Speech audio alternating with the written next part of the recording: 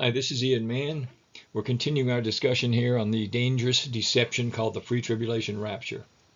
I have on the screen here the cover of my book, which I'm using for much of these lessons. It's called The Layman's Guide to the Rapture. It's available on Amazon in a Kindle or a paperback format or on other online booksellers.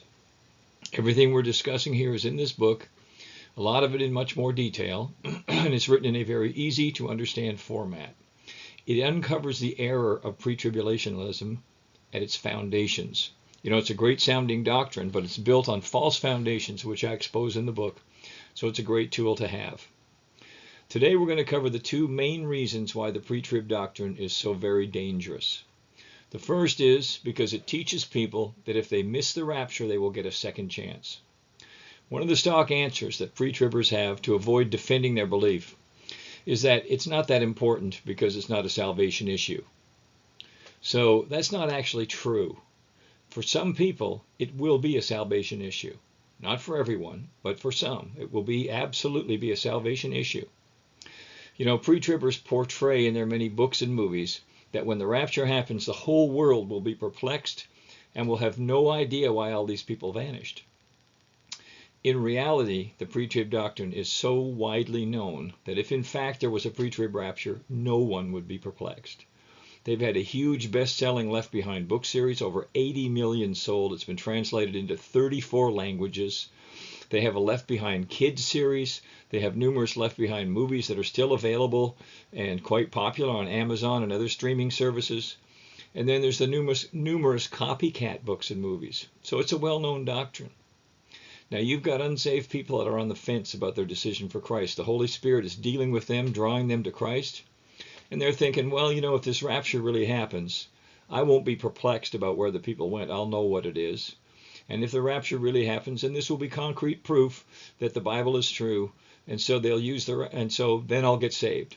So they use the rapture as an excuse to put off their decision for Christ. And unfortunately for them, it will be too late because it was a salvation issue. Many backslidden Christians are thinking the same thing. They'll shape up after the rapture. Again, it will be too late for them as well. So again, for them, it's a salvation issue. The rapture and the second coming of Christ are simultaneous events that end the age or dispensation of grace that we're living in now, and they usher in the dispensation of judgment. After the rapture, there are no more chances to be saved. It's over, it's done, it's fini, it's kaput. So the idea that there will be a second chance for those that miss the rapture is the main reason I call this doctrine a dangerous deception. It will put souls in hell because it gives them a reason to put off their decision for Christ. Now, a lot of them are going to die before the Lord comes back, but they'll die in sin because they put off their decision waiting to see the rapture. So it's just another tool in Satan's toolbox to get people to put off their decision for Christ, to put off getting right with God. Now, the second reason is because of the untold suffering that many of God's people will have to endure. Suffering that may have been avoided had they been prepared for the coming tribulation. Now, most Christians are familiar with the story of Daniel in the lion's den. Daniel's enemies had a law passed that was specifically written to target Daniel because of his belief in the one true God. When these men presented this law to the king for his approval, they deliberately hid their real intentions. But once the law was on the books, it had to be enforced, which is why Daniel was arrested and thrown in the lion's den, and we know the rest of the story. Now, I know that many pre-tribulationists cite this story as a type or a foreshadowing of the pre-tribulation rapture, but it's actually not. And I'll be discussing that in detail later on. Right now, I'm just trying to get people to realize the seriousness of this issue so that they'll take the time and look into this for themselves. My point here is that the Antichrist will use this same tactic against the church. It's already being done. We can already see world governments like the European Union, the United Nations, passing laws against Christians under the guise of this DEI, equity and inclusion, and they're legitimizing sin and criminalizing Christianity. In England, you can't even pray in your heart if you're within a certain distance from an abortion clinic. Now, one of the things that made World War II so horrible for the Jewish people was that the persecution they faced, it wasn't just random acts of hatred and anti-Semitism from local groups or officials. It was the entire German government conspiring and plotting to kill every one of them. They put unlimited resources into building huge camps and gas chambers. They laid hundreds of miles of railroads just to haul these people to their deaths. That's why so few escaped. And the same will happen during the Great Tribulation, except it will be on a worldwide scale. The mark of the beast will be presented to the world as both necessary and beneficial, just like we're seeing with this diversity, equity, and inclusion, and the right to choose, and all these other things that promote sin and put down righteousness. These laws are being used to target Christians. We're seeing it right here in the U.S. Christian bakers being fined hundreds of thousands of dollars, Christians losing their jobs, parents being labeled as terrorists. The real purpose of these laws is to wipe out Christianity.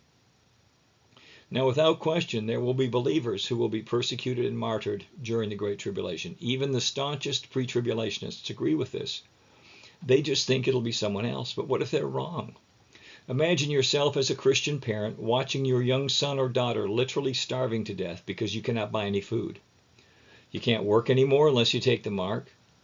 For a while, you may be able to trade and barter your possessions for food, but eventually you run out of stuff to trade. You're forced to beg, but who's going to help you? Because they're afraid of you. You've been portrayed in the media. You're like a dangerous, religious, white supremacist bigot, and people are afraid of what you might do to them.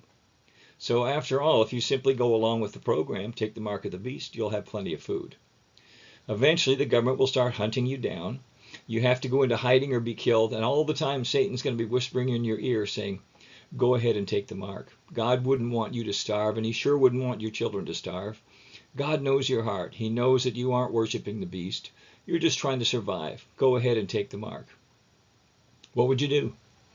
Due to the proliferation of the pre-tribulation rapture deception, hundreds of thousands, maybe millions of unprepared Christian parents will soon be faced with this decision. Scare tactics, fear-mongering, maybe so, but it's not coming from me. It's the Bible that gives us this warning. If any man worship the beast in his image, and receive his mark in his forehead or in his hand, the same shall drink of the wine of the wrath of God, which is poured out without mixture into the cup of his indignation. And he shall be tormented with fire and brimstone in the presence of the holy angels and in the presence of the Lamb. That's Revelation 14, 9, and 10. If any man worship the beast in his image and receive his mark in his forehead or in his hand. So Apostle Paul says that God will make a way of escape for every temptation. It's in 1 Corinthians 10:13. But what's the way to escape here? The way provided in this case is to act upon God's warnings and make preparations ahead of time. Just like when Noah built the ark, and just like when Pharaoh stored up grain during the time of plenty. That way, when you're able to buy or sell, you will have another way of feeding. When you're unable to buy or sell, you'll have another way of feeding and caring for your family and loved ones. We'll be studying this issue of preparing in greater detail later, because some people say that preparing ahead of time is a lack of faith. So we're going to be going over a lot of biblical examples of when and when not to prepare. But I'll just say for now, thank God that Noah prepared for the flood, and thank God that Joseph warned Pharaoh to store up for the famine. As Christians and as brothers, sisters, sons, daughters, or parents, we all have others in addition to ourselves whom we are responsible for. And we owe it to them. In fact, it's our sacred duty to both them and to ourselves to know the truth of this matter. I refer back to lesson 1 about the temptation of Jesus and my earlier question.